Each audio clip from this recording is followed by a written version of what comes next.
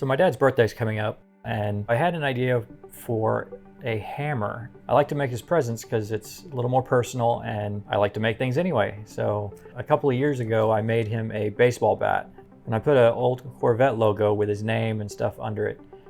So anyway, back to the hammer. I'm gonna laser engrave it. I didn't want it to just be a regular hammer anyway, but I just wanted to kind of make a fun thing. So right now I'm gonna go ahead and kind of figure out what I want it to look like here in Photoshop before I go and buy it. So I want the handle to be stained kind of red. I'm gonna go from like here. So I don't know, I'm just kind of doing a quick deal here. So yeah, I'm gonna give it a little red here. I also was gonna like divide it, I guess, so it's not just, you know, red and then wood. So I wanted to kind of have a stripe, I guess, going down the middle, and I just kind of playing around with it, kind of go there. There we go. And I'm gonna make it a shape here. So I want it to, you know, be a divider. So I'm gonna put pops on the side of the hammer. That's what all the grandkids call them. Anyway, I wanted it to be kind of a classic car look, I guess, is what I was going for with this. So I found this cool font that is called Hood Ornament. So I'm thinking that would be a cool, that's pretty much it. It'll be a little different color-wise, obviously. So yeah, I've got some stain, it'll look good on it.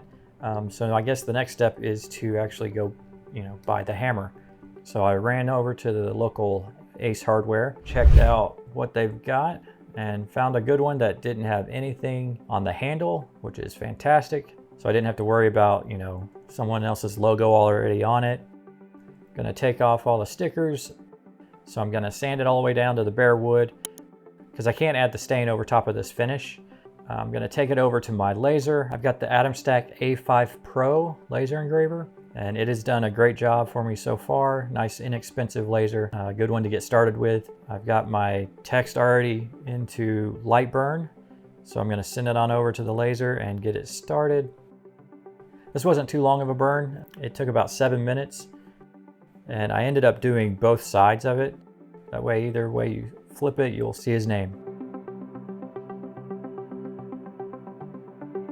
So here it is out of the laser. Again, I did both sides.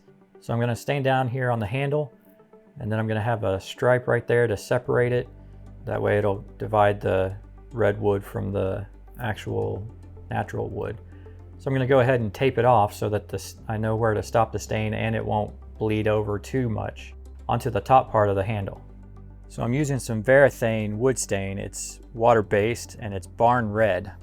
I used this on a baseball bat that was stained red, so I'm glad I had it on hand to take care of this without having to go out and buy a new one. I'm just using a shop towel here to wipe on the stain, get it all nice and smooth. It's good to go with the grain when you're applying stuff like this. Get it nice and even all the way around. Make sure I get the end of the handle. Then I'm gonna let it sit for about 5 minutes or so, and we'll come back and wipe it off. The longer you leave it on, the deeper it will go into the wood and the darker color as well. I do want it to be a deeper, richer color, so that's why I'm gonna leave it a little longer than usual. So now I need to let it dry to touch, and then I'll come back and do the stripe. So I made this decal out of vinyl to put over the hammer so that I can have this stripe. Just make sure it gets on there nice and straight. I can spray some black onto it and it'll come out with a nice crisp line.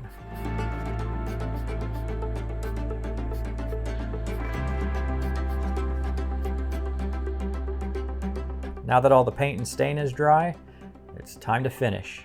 I'm putting on a clear coat of polyurethane. It's water-based as well. This is gloss. It'll give it a nice shiny finish.